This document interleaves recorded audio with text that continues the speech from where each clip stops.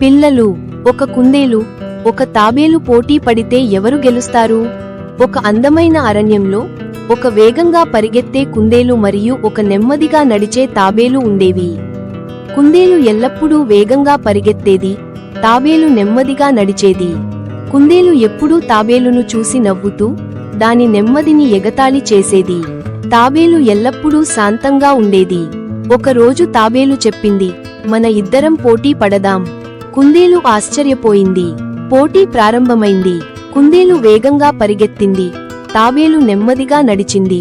కుందేలు వెంటనే ముందుకు వెళ్ళింది. ముందుకు వెళ్లిన కుందేలు తాబేలు చాలా వెనక ఉందని అనుకుంది. కుందేలు విశ్రాంతి తీసుకోవాలని అనుకుంది. చివరికి తాబేలు గెలిచింది. నెమ్మదిగా అయినా స్థిరంగా పనిచేస్తే విజయం ఖాయం. ఈ కథ మాకు ఒక మంచి నీతిని నేర్పుతుంది. Subscribe my page for more such videos.